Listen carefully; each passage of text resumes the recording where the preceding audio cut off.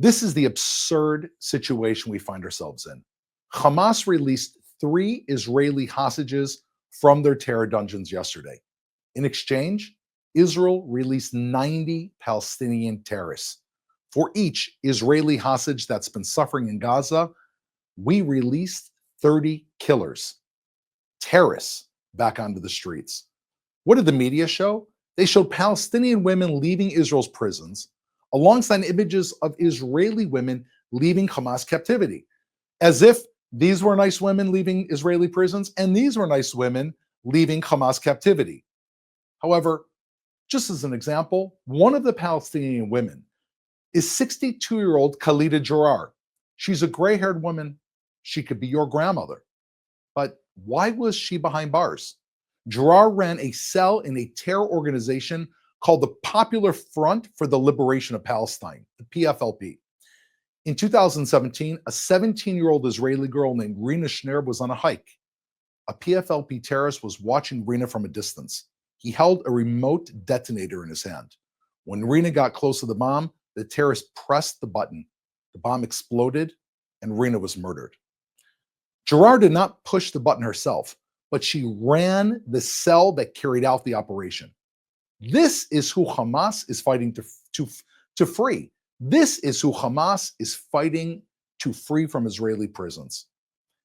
We are overjoyed to see Emily, Doron, and Romy come home. They did not blow up any 17-year-old girls.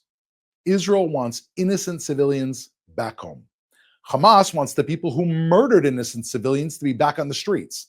Don't let anyone forget this. This is the one thing the whole world needs to understand. The rehabilitation of Gaza cannot mean the rehabilitation of Hamas. Hamas cannot be allowed again to rule Gaza. Hamas was weakened. Hamas is right now getting a breather. Hamas's plan right now is to take over Gaza.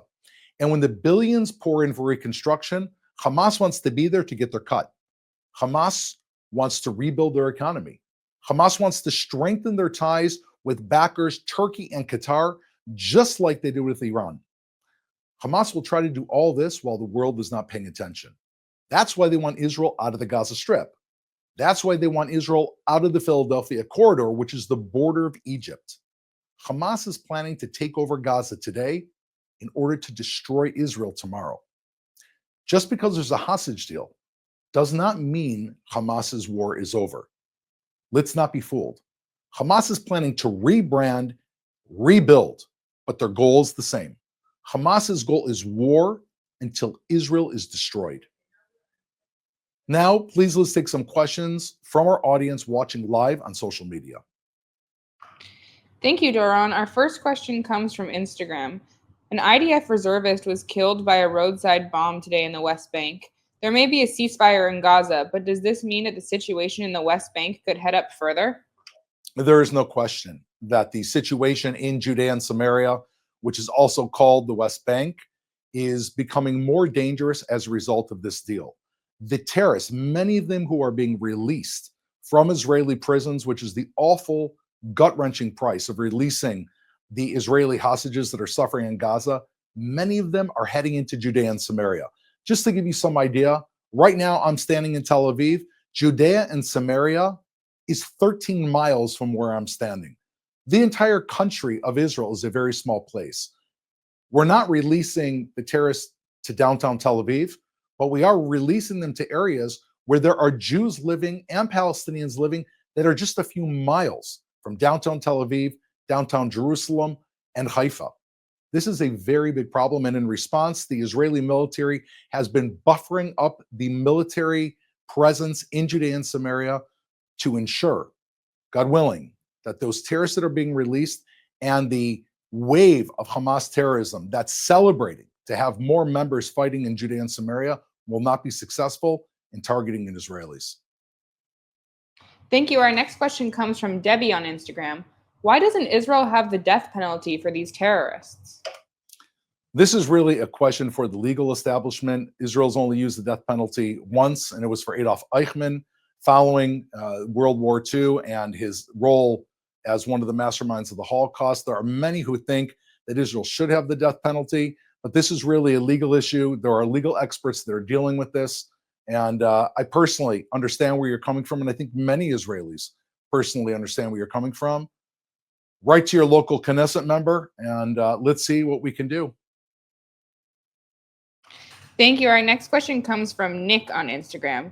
Why are the proportions like this? Shouldn't 100 hostages be exchanged for one terrorist? First of all, there should be no terrorists that are exchanged for Israeli hostages. Israeli hostages were abducted from their beds while sleeping in the Israeli communities. As an example, one of the women that was released yesterday, Emily, she texted her family saying, "They've got me." This is the type of people that are being released. Romy wrote to her parents, the last text said, "I'm bleeding, I've been shot, everyone in the car is bleeding." These are the Israeli hostages. They were ripped from their beds and taken to Gaza. They're not worth any Hamas terrorists. Hamas terrorists should be in their jail. There is no proportion whatsoever. The only thing that is correct is that 96 Israeli hostages should be coming home. The issue is that Israel has been fighting Hamas in Gaza. We've had an incredible victory against Hamas in Gaza, against Hezbollah in the north, against the Houthis, and against militias in Iraq and Iran, not to mention Iran itself and the downfall of Syria. However, when you have Israelis who are trapped underneath the ground, including Jews and Muslims and Christians, our hearts go out to them, and we're doing what we can to bring them home. And this, and I appreciate your question, is the awful price we're paying, a price that, God forbid, it may cost more blood in the future in order to catch these criminals and bring them back to justice again. Thank you. Our next question comes from Karen. Did all of the released prisoners go to Gaza or did they go elsewhere? No, Karen, the prisoners went to multiple locations, and some of them, as I just mentioned, actually went to Judea and Samaria, others to Gaza. And we'll see as this is a gradual plan. As it's unfolding, there are different negotiations in place where the rest of them will go. But unfortunately, wherever they go, they're going free. This is bad for anyone who cares about freedom. This is bad for anyone that lives in any country that respects life. If these people and their cohorts are strengthened because they're leaving Israeli prisons, it could encourage other terrorists around the world to try to carry out terror acts. And therefore, we all need to be vigilant and understand there's only one place for these terrorists. It's locked away where they can't hurt anybody. Thank you. This is our final question. Donald Trump becomes the president of the United States in a few hours. What is Israel looking for from the new administration? The most important thing that Israel's looking for is to be a strong, independent, and vital state where we can protect our own democratic interests, the Jews, Christians, and Muslims that live in our border. We are a peace-seeking nation, but we are a strong nation. We're not going to be bullied. We're certainly not going to allow another October 7th to happen. And we welcome the incoming administration who sees eye to eye with these values. America is the greatest friend of Israel, and therefore, hopefully together, we can build a stronger Israel, which means a stronger Middle East. Thank you for your questions. Thank you for tuning in. We'll be back tomorrow at 3 p.m. Israel time, 8 a.m. East Coast time. Thank you for watching.